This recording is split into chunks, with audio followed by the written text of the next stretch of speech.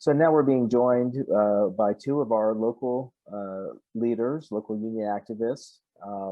We have Rick Heldreth, he's from Local 420, and Regina Smith, she's from Local 424. I'd like you both to introduce yourselves, tell us a little bit about your locals and who are the type of employees that you represent. Rick, why don't we start with you? Okay, thank you. My name is Rick Heldreth. I'm the local president at 420. It's Bureau of Prisons Federal Correctional Complex in Hazleton, West Virginia.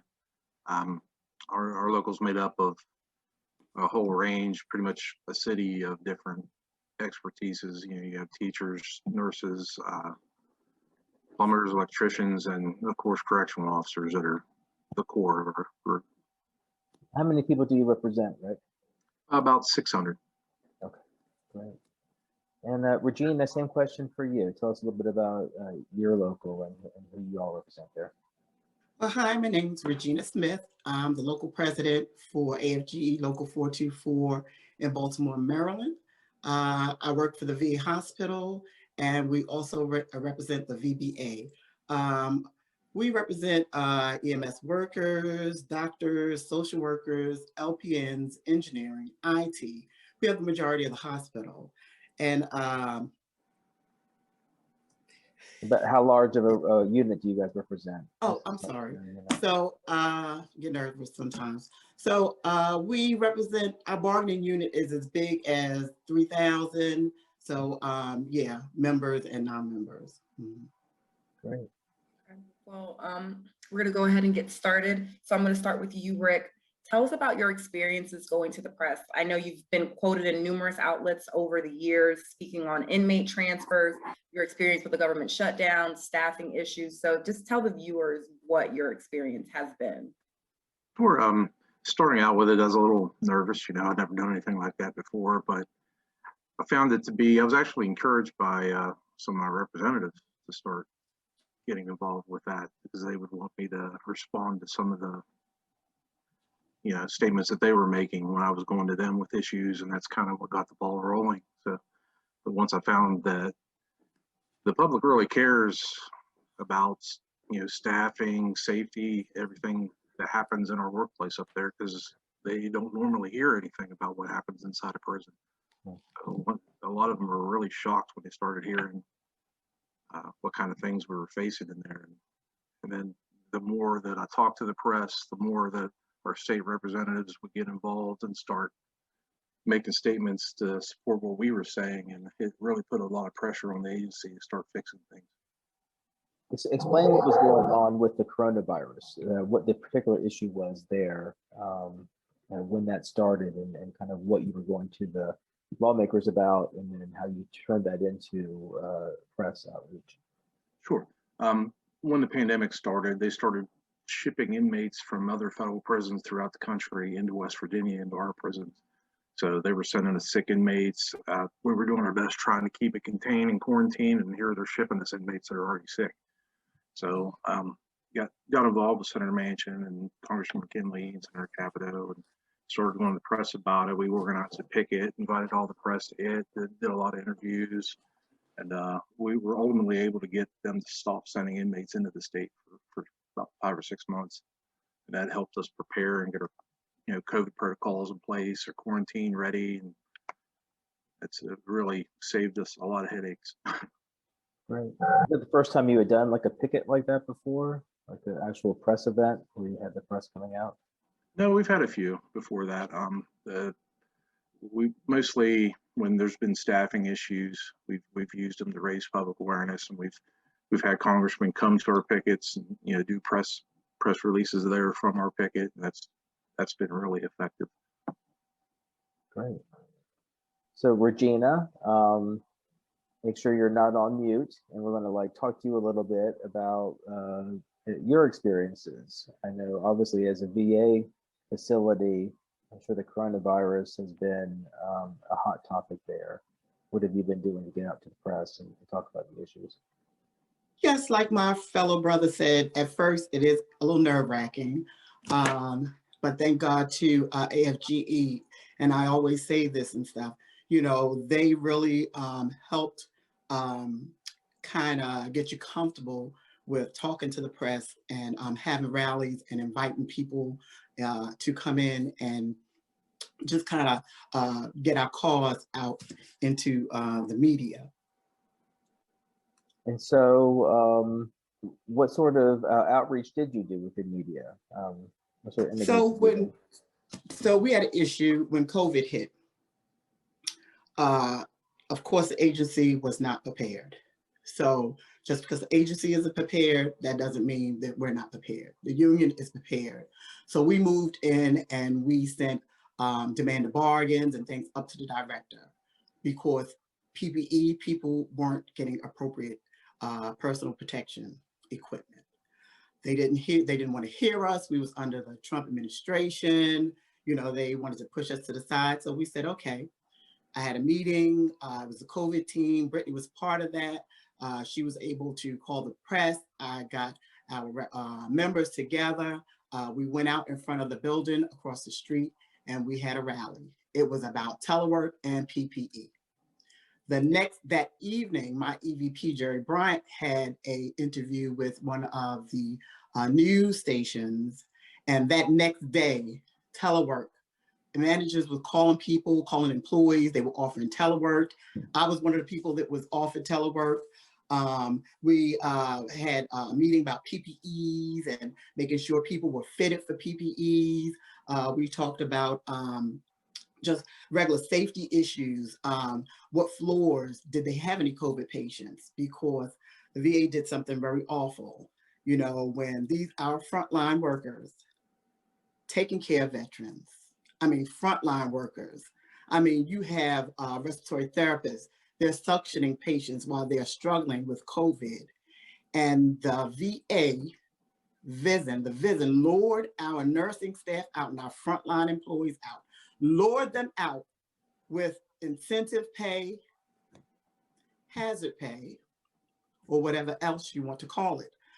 I sent an information request concerning that, and they have not answered me. They promised employees, come out to one of our nursing homes. There's a high volume of COVID patients out there and we'll pay you an incentive to come out. That was in March. I didn't realize that the agency could be so inhumane because these people have families. So around the end of March, well, I want to say April, I started getting emails from members saying, hey, look, where's my incentive pay? Where's my hazard pay? I haven't gotten anything. When I contacted management, I guess under this Trump administration, they felt like they didn't have to bargain with us. So still, to this day, including our protest, some of my members have not been paid. And I still do not have any information regarding what the VA called it. Now, my frontline workers, my EMS workers, they are making sure veterans are safe by cleaning rooms. Terminal patients, you have, like I said, respiratory therapists, LPNs, you have doctors, you have social workers, you have IT, you have schedulers. I represent all of them. And they cannot sit down at the table and bargain like they're obligated to do to keep our employees safe, our veterans safe. And shame on them. Shame on them. Yeah, it's really quite telling too that, you know, and it's sad that you have to go to the press, right, to get this action. Right. But I can also add that the press, yes, the press was very warming. They were a little surprised at how inhumane an agency can be. But of course, you know, we were under that other 45. So, you know, they were very welcoming with the pictures, the stories. They tried to really just kind of capture the moment that we were living in. Like I said, again, kudos to AFGE. I'm telling you, locals, please, you know, your members pay dues. Yeah. We have per capita tax. Right, you don't have to run out and purchase stuff away from AFGE. They are a resource. Right now, my local, as big as it is, I don't have an attorney on retainer, but I do have attorney at the 4th District, and if I need be, the national office. And that comes out of our dues. You know, so I learned that with the COVID response, that, you know, I came from the days too when we stood out and we had signs and we marched and everything like that, which we still must do. However, through social media, and like I said, again, with Brittany Holder and some COVID with the NVAC, we were able to kind of get our message because our rally, we didn't have a huge amount of people. However, it went worldwide. It went worldwide. So I'm saying, don't be afraid. We have to keep and we have to continue this fight because it's really just starting. We kind of just got a little dirty then, but now we have to really set out the plan. And like I said, with the National VA Council, as far as VBA is considered, they're leading the charge. They are really working well with Biden and his team. It's just a matter of getting the VA and the VBA to being compliant with the executive order. It sounds like we still need it. We have a lot more to do at your facility and that we need to, you know, get some more media coverage on what is going on there with, you know, the lack of hazard pay. But I want to go to Rick and, you know, because Regina was just talking about, you know, how important it is to go to, you know, the press with issues that's going on in your facility. So Rick, I want to know like why you think that it's important and how it has helped at your facility. Sure. Basically, the public doesn't get information about our agency anywhere else. You know, the Bureau of Prisons definitely doesn't put out anything. They don't want the public to know what's going on inside those walls. So anytime we have a large issue, it behooves us to be the ones to reach out. I got to give it to the comms department too. You helped me a lot back when we had the Whitey Bulger incident at Hazleton. There had already been 2 murders at Hazleton that year and nobody cared. But all of a sudden you have somebody that's, you know, popular in the media dies, and all of a sudden, you know, hundreds of reporters want to talk to you. It was a whirlwind, and I would have never been able to do it by myself. But it was important that the public knows, you know, what happened to him shed light on the conditions inside our prison, the understaffing and everything that was going on. And it was just getting that national spotlight to talk about that was just crucial. And how would you say the staffing is now in your facility? It's much better now. With COVID recently, things have slipped some, and we're working on that as right now. We're not where we need to be, but there for a couple of years after, say, the Bulger incident in October 2018, things got tremendously better. We were 100% staffed. You know, we had all kinds of extra resources, but it's slipped a little lately. But we're working on it. So the like being under the gun there with a really big national story, that can be a bit daunting experience. Any lessons learned from that you think other leaders could take away from? I got to give it to my EVP, Justin Tarr. Through that whole ordeal, I mean, I had people calling me every 5-10 minutes. I was getting calls clear from Boston to England asking about that, and it got to the point where I just wanted to give up. I couldn't do it anymore. But he was telling me through the whole thing, supporting me and saying, look, you know, you're not going to get another opportunity like this. You know, 6 months from now, you're going to have to try to find somebody that cares about a murder up there. But right now they care. So you got to strike when the iron's hot. That's good. You prepare yourself type of interviews. Like I know sometimes you have time when we're the ones, you know, reaching out, but sometimes, you know, people are starting to call you, like it can be, you know, national news, and all of a sudden you're getting, like you said, 5-10 calls a day. How do you prepare yourself mentally to do these interviews?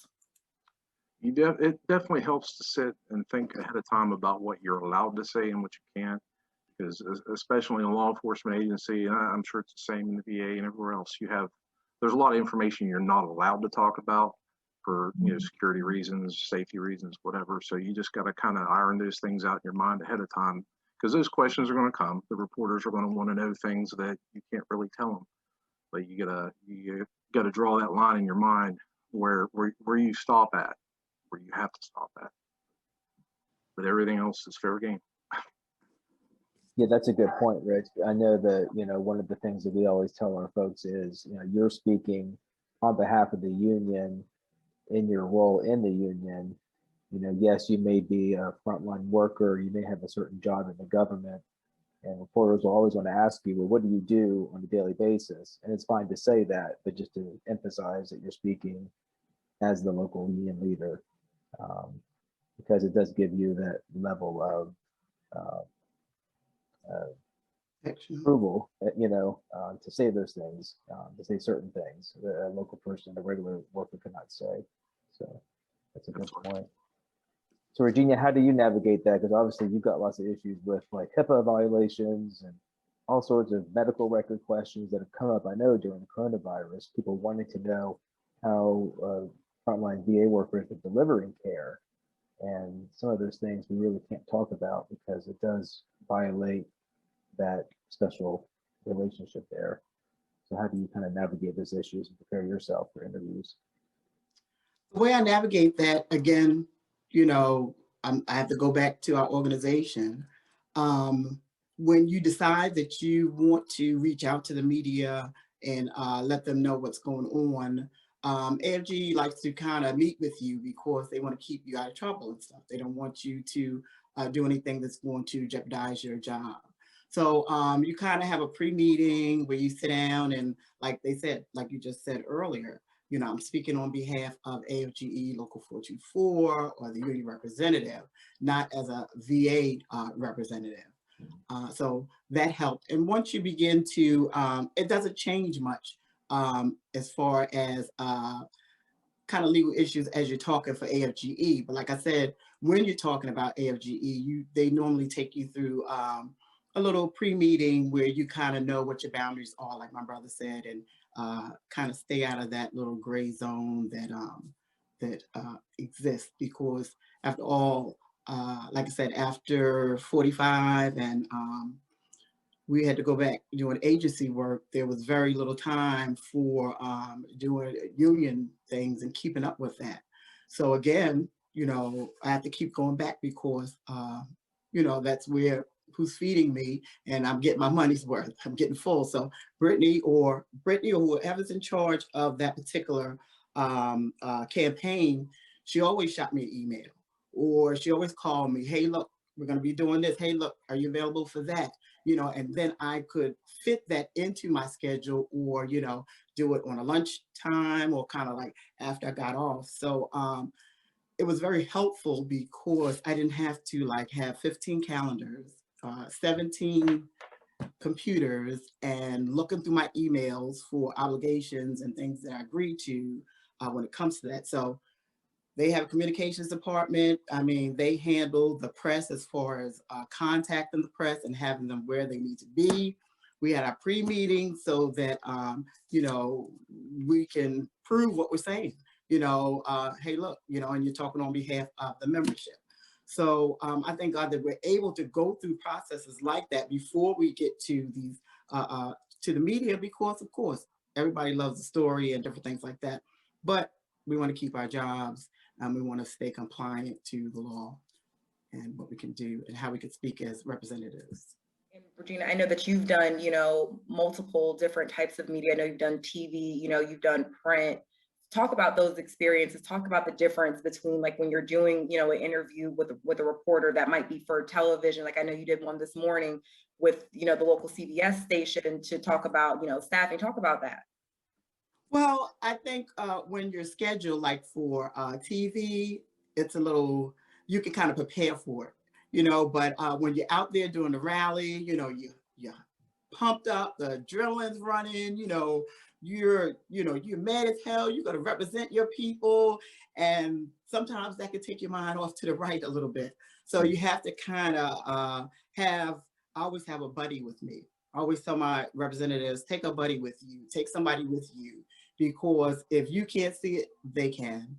2 eyes is better than 1. So when you're at the rally and they come up and they ask you questions, like a little more spontaneous. But when you sit down for an interview where they're taping you or something like that, you can kind of put your ducks in a row and you're a little bit more concrete and focused. That's a good question. Yeah, good point. I absolutely agree. Yeah, for me, it's easier to prepare for like press releases we do to newspapers and things, because then you have time to sit down and write things out, collect your thoughts, and go over and over again. Yeah, but the yeah, there's spontaneous interaction is a little more. You just got to have in your mind ahead of time what your points are, what you're there for, what you're advocating for at the time, and try to stick to it as best as you can. Sometimes they try to get you a little off track, but Yeah, have you been in an experience where you've been asked a question that you just weren't either prepared to answer or didn't think you should be answering it? How did you deal with that? sure. Just to use that example about the Whitey Bulger thing, you know, our last ticket that we have is over inmate transfers and staffing, and I had a reporter there from out of state that wanted to talk about Whitey Bulger all of a sudden and why people weren't charged and all this. And I basically told them I didn't have information about that. That's not well, I appreciate their concern, but that's not what we're here about today. You know, we're here to talk about COVID and keeping our staff safe and not getting sick. That's why we're here. That's right. Yeah, yeah, that's the perfect way to do it. I think we call it like acknowledging and then pivoting.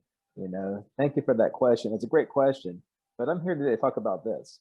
And if you watch politicians, they do it all the time on these news shows because they're there to talk talking points. They're scripted. They know exactly what they want to say, and you can ask them 10 different things. They're always going to come back to what they're there to talk about.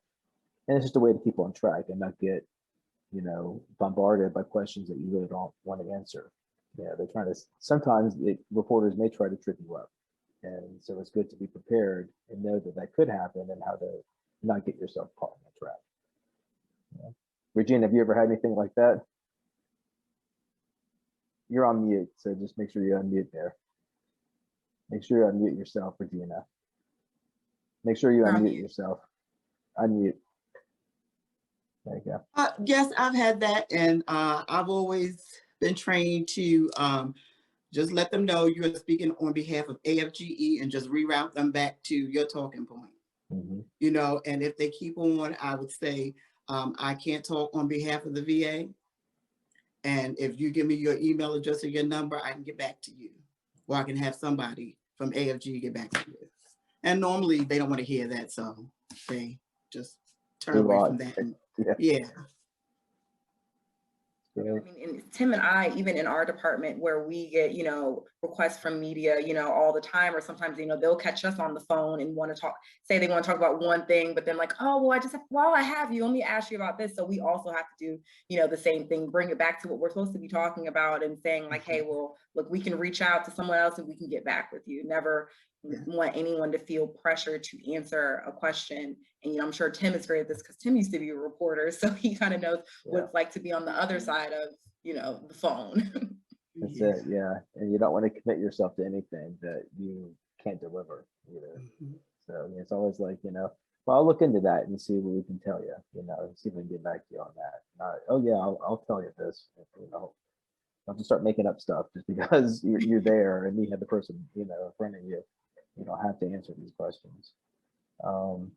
So, hearing this, some members might be like, oh gosh, this sounds really daunting. I don't really want to, deal with any of this. What would you say to those folks who might be on the fence about, I don't know if I really want publicity. It's not really that important if I don't talk to the press. But what would you say to that? Rick, you want to go? Sure.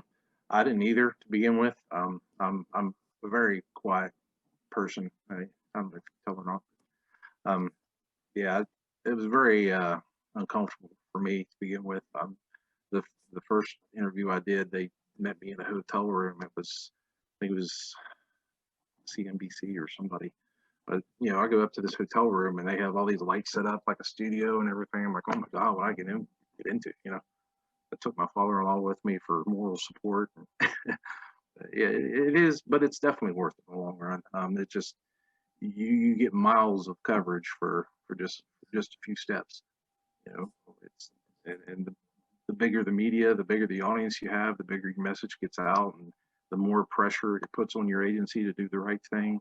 Sorry, I keep looking down. I'm not used to this. It's definitely worth it, and it gets easier. The first couple times you may be a little nervous, but once you get to know, especially some of the local reporters in the area that covers your work site, and you get a lot more comfortable with them and start to trust them more that they're not going to try to railroad you or get you in trouble or whatever. It gets easier. I think the fact that you brought up a good point about building relationships like with those local reporters that are there, in your area. And if you can kind of talk about that, like how you maintain those relationships when there's certain things going on. Like, do you have people who you can kind of call and say, hey, this is what's going on, or try to like feed them a story to write about? So talk about those relationships that you might have with local reporters.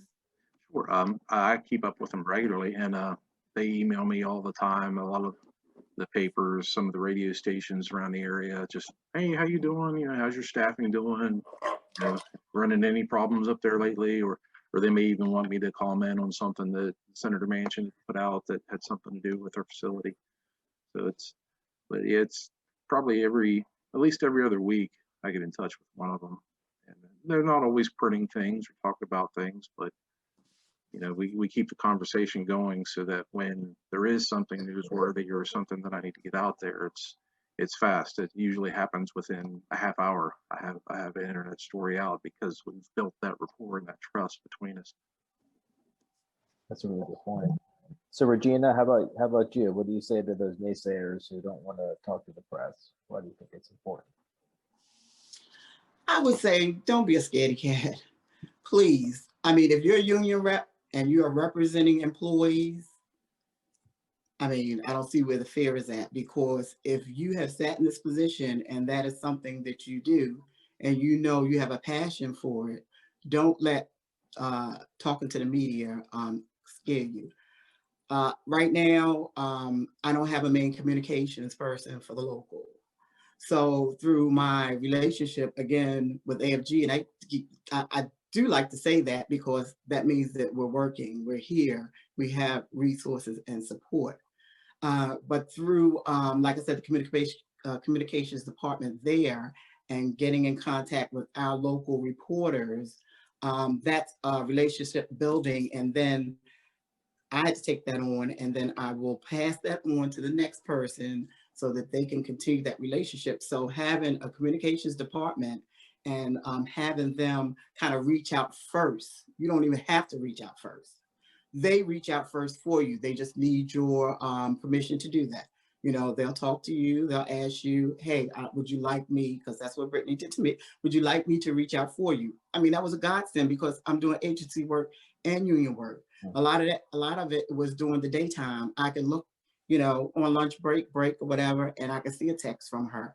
So I was able to kind of get through, make a lot of interviews like that. So don't be afraid. They'll walk you through it.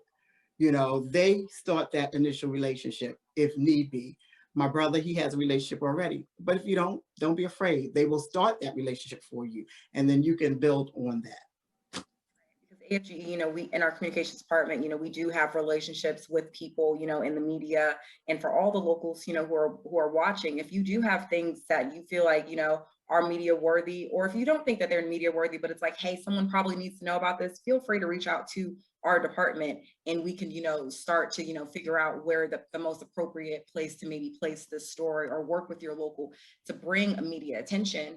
And one other question that I wanted to ask you all, because people ask about this, what do you say to those who are afraid of facing retaliation from management? Like, have you ever had an experience where, you went on the record, in the newspaper or online, and you had a manager that came to you and kind of said something to you about that? Either of you? No, my experience was, hey, I saw you on TV. Or, hey, I read about you. I haven't had much pushback because they know we have an active union, and we would definitely have that conversation with them later on because we're supposed to be about labor relations. So yeah, but most of the time I get, hey, I saw you on TV, or I read something that you said. So that's been my experience. Yeah, I just kind of let people know that I support them. I've had stewards and some folks from time to time a little nervous about, what are they going to do to me? But you just reassure them, I got your back. I'm going to take care of you. As long as you don't cross this line that you ain't supposed to cross, ain't nothing they can do to you. Good. Well, I really appreciate it. I think this has been a really enlightening conversation. We really count, on our local presidents, our local leaders to carry the message of the union, of the working people to the press. And, they don't want to hear from us. They want to hear from the folks on the ground at the agencies who are doing the work, who are representing the people. So we count on you all to do that work, and really appreciate you stepping up and participating in this conversation that other folks can maybe get enlightened. And as you all have noted, we have a communications department that's always here for everybody. And, we're going to have our contact information as part of this communications training. So folks can reach out to us directly.